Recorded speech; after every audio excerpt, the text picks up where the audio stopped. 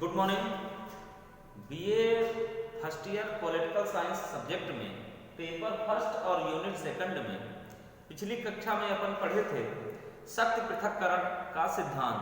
ठीक है, शक्ति पृथक्करण सिद्धांत के विषय में सारी चीजें हम लोगों ने क्लियर कर ली थी और एक तरह से यह कहा जाए कि शक्ति पृथक्करण की परिभाषा, अर्थ, उसकी विशेषताएं, ठीक है ना, और शक्ति पृथक्करण का महत्व, शक्ति पृथक्करण की आलोचनाएं, ये जो है तो सारी चीजें अपन पिछली क्लास में पढ़ चुके हैं। उसी क्रम में आगे बढ़ते हुए आज का जो लेसन है, आज का जो पाठ है वह है नागरिकता एवं नागरिक समाज, यानी कि सिटीजनशिप। सिटीजनशिप क्या होता है, नागरिकता क्या होती है, इस विषय में अपन समझेंगे। ठीक है, तो सबसे पहले अपन नागरिकता के विषय में जानते हैं कि नागरिकता क्या होती है। जैसा कि हम सभी जानते हैं कि नागरिकता, नागरिक कौन होता है, किसे नागरिक कहा जा सकता है, इस विषय में थोड़ा सा देखना पड़ेगा। ठीक है, तो नागरिक हर वो व्यक्ति है जो राज्य में रहता है और राज्य में रहने की जिसके पास पात्रता। अब पात्रता कैसे निर्मित होती है, पात्रता कैसे बनती है, तो पात्रता के लिए उसके पास राज्य की सदस्यता यानी देश की प्राथमिक सदस्यता होनी चाहिए, यानी कि उसका जो है तो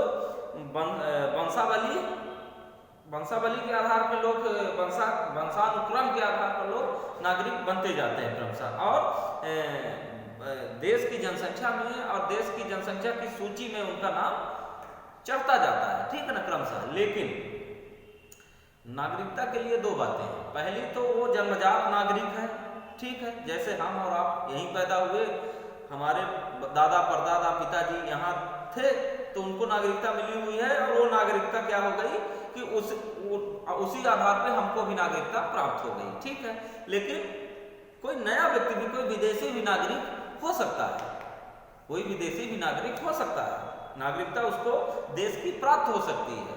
ठीक है, जिस तरह से हम अन्य देशों की नागरिकता प्राप्त कर सकते हैं, उसी तरह से अन्य देश के लोग भी हमारे देश की नागरिकता प्राप्त कर सकते हैं। पहले अब यहाँ पे बात आती है कि नागरिकता का अर्थ क्या है, तो हम थोड़ा सा इतिहास में जाना पड़ेगा, हमको पास्ट में जाना पड़ेगा, ठीक है ना। तो नागरिकता के लिए जो हमारा इतिहास है और विश्व का इतिहास है, उसमें बहुत सारे भ्रामक चीजें घुसी हुई हैं। जैसे पहले देश में रहने वाले प्रत्येक नागरिक को नागरिकता नहीं मिलती थी। नागरिकता सिर्फ चाहे वो यूनान हो, इजिप्ट हो, रोम हो, फ्रांस हो, भारत हो, चीन हो, ठीक है ना, इन सब देशों में प्राथमिकता, अगर नागरिकता को प्राथमिकता दी जाती थी तो सिर्फ उन लोगों को दी जाती थी जो प्रशासकीय सेवा में होते थे, जो कानून के निर्माता लोग थे, उन्हीं को नागरिक समझा जाता था। बाकी सब प्रजा की कैटेगरी में आते थे, बाकी सब लोग प्रजा की कैटेगरी में आते थे, और जो नागरिक होते थे, जो वास्तविक नागरिक जिनको समझा जाता था उस टाइम पर, वो होते थे कानून निर्माता, कानून बनाने वाले लोगों की जो टीम होती थी, जो सदस्य गण होते थे, उन्हें ही नागरिक समझा जाता था। ठीक है, यहाँ पर एक बात और स्पष्ट करना चाहता हूँ कि नागरिकता के लिए जो धीरे धीरे जैसा दुनिया के संविधानों में, दुनिया के कानूनों में, दुनिया के राजनीति में परिवर्तन होता चला गया और चीजें सुधरती चली गई। ठीक है, तो ये तो हो गए ऐतिहासिक बात। आज के परिप्रेक्ष्य में अगर नागरिकता की बात करें तो एक बात तो स्पष्ट है कि हमारे पास कुछ न कुछ ऐसा ऐसी आईडी होनी चाहिए, एड्रेस प्रूफ, आईडी प्रूफ होना चाहिए जो हमारी नागरिकता को स्पष्ट करे या जो हमारी नागरिकता को सपोर्ट करे, ऐसा डॉक्यूमेंट अपने पास होना चाहिए। ठीक है, आगे हम इस विषय में पढ़ेंगे। तो प्राचीन काल से लेकर के और आज तक जो नागरिकता का जो स्वरूप है वह धीरे धीरे विकसित स्वरूप है।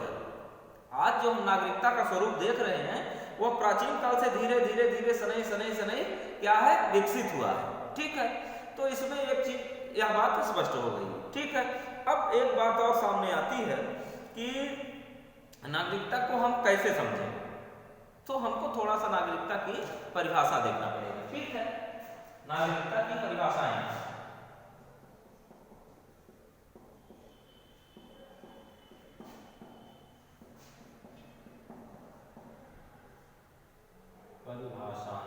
ठीक है, अब नागरिकता की परिभाषाएं में पहली परिभाषा किसने दी है, तो पहली परिभाषा जो है तो अरस्तु ने ही दी है।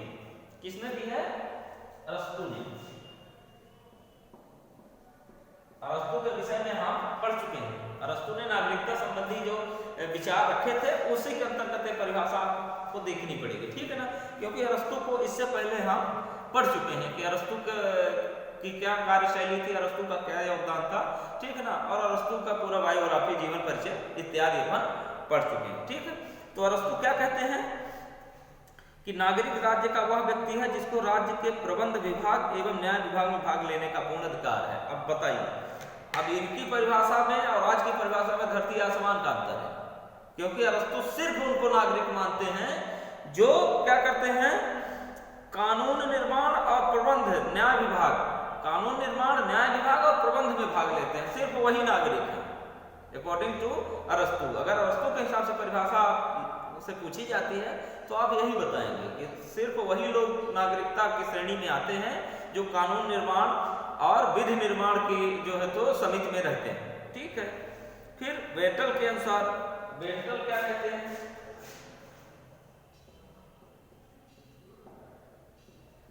बेटल के शब्दों में, बेंटल ने क्या कहा है ये देख लेते हैं। तो बेंटल ने कहा है कि नागरिक वे राज्य के सदस्य हैं, नागरिक वे राज्य के सदस्य हैं जो कर्तव्यों द्वारा राजनीतिक समाज से बंधे हुए होते हैं, इनकी शक्ति के अधीन हैं और इसे प्राप्त होने वाले लाभ में बराबर के हिस्सेदार हैं। यानी कि बेंटल कहते हैं कि नागरिक वे लोग होते हैं जो राजनीति में जिनकी सक्रियता और समाज में रहते हुए जिनकी सक्रियता देखी जाती है और समाज में उनकी बराबर की हिस्सेदारी होती है, चाहे वो अधिकारों की बात हो चाहे वो कर्तव्यों की बात हो।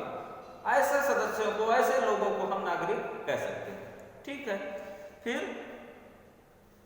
लॉस्की के अनुसार,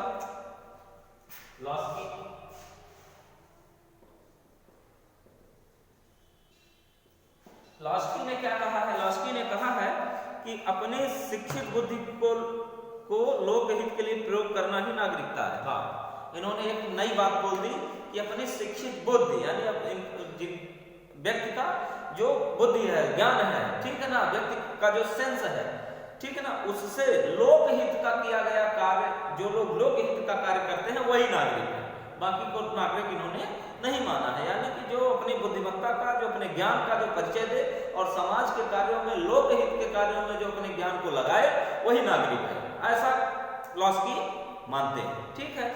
अब नागरिकता के विशेष लक्षण, यानी नागरिकता ऐसा क्या लक्षण है जिसको हम समझें कि नागरिकता वो लोग नागरिक हैं, ठीक है।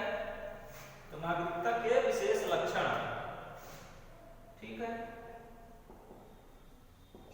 नागरिकता के विशेष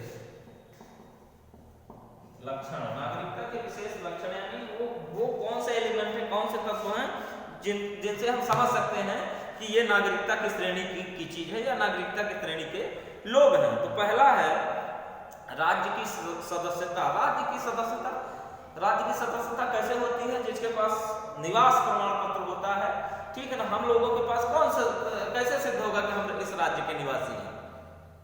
हम लोगों का जन्म स्थान है, बर्थ सर्टिफिकेट है, निवास प्रमाण पत्र है, आधार कार्ड है, इसके आधार पर हम जो है तो यह कह सकते हैं कि हम नागरिक हैं, हम सिटीजन हैं, हम यहाँ के सिटीजन हैं। पहला लक्षण। दूसरा है राजनीतिक एवं सामाजिक अधिकार।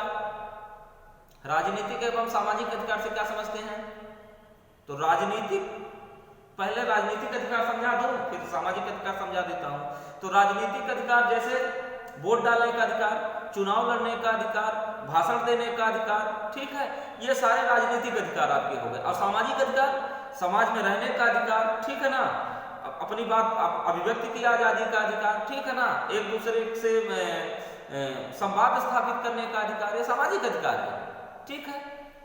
समाज में कोई कार्यक्रम है उसमें आप भाग ले सकते हैं, कोई समाज का कोई किसी वर्ग का व्यक्ति आपको नहीं कर सकते, आप यहाँ बताइए, सामाजिक अधिकार है, अपनी बात को रखना सामाजिक अधिकार है। तो ये चीजें हो गई।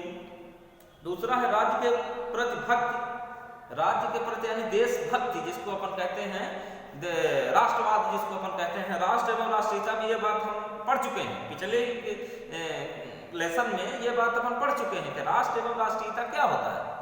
देशभक्ति, राष्ट्रवाद, राष्ट्र के प्रति प्रेम, राष्ट्र के प्रति भक्ति और ऐसा जज्बा होना चाहिए व्यक्ति का कि राष्ट्र के लिए अगर आवश्यकता पड़े तो अपने जान को भी दे जाए, अपनी कुर्बानी दे जाए, क्योंकि देश से बड़ा कुछ नहीं है, फिर जीने का कोई मतलब नहीं। अगर देश पे किसी भी प्रकार की आपदा आती है और आपके कुर्बानी से वो आपदा टल जाती है, तो वहां पे कुर्बानी देने में आपको हिचकिचाहट नहीं होनी चाहिए। यही देशभक्ति, यही राष्ट्रवाद है।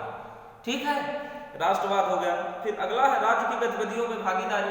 राज्य की गतिविधियों में भागीदारी से क्या तात्पर्य है?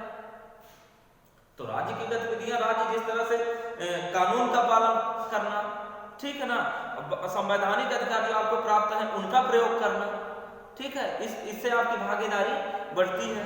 ठीक है, तो इन चीजों को जो है तो आप देख लीजिए, यह नागरिकता और नागरिकता से संबंधित ये बातें हैं जिनको ये इन एलिमेंट से आप सिद्ध कर सकते हैं, देख सकते हैं। ठीक है, तो प्राचीन काल से लेकर के नागरिकता का बड़ा ही महत्व रहा है और आज के समय में भी नागरिकता का बहुत महत्व है। नागरिकता को पहचानना, नागरिक के पास विशेष अधिकार होते हैं, विशेष कर्तव्य होते हैं, जिनको हम अपना अगली कक्षा में जरूर देखेंगे। ठीक है, तो इनको आप लोग देख लीजिएगा। मुख्य रूप से परिभाषाएं जरूर देख लीजिए, क्योंकि प्राचीन परिभाषाएं हो गई, पुरानी परिभाषाएं हो गई और आधुनिक परिभाषाएं हो गई। ठीक है ना, इन दोनों का सम्मिश्रण से एक निष्कर्ष निकलता है, एक अर्थ निकलता है, इसको आप लोग देख लीजिए। ठीक है, तो नागरिकता से संबंधित चीजें देख ली हैं। कल कुछ चीजें और आपको क्लियर हो जाएंगी। ठीक है ना, नागरिकता की प्राप्ति कैसे होती है, ये चीजें कल अपन क्लियर कर देंगे। ठीक है, आज के लिए बस इतना ही। Thank you.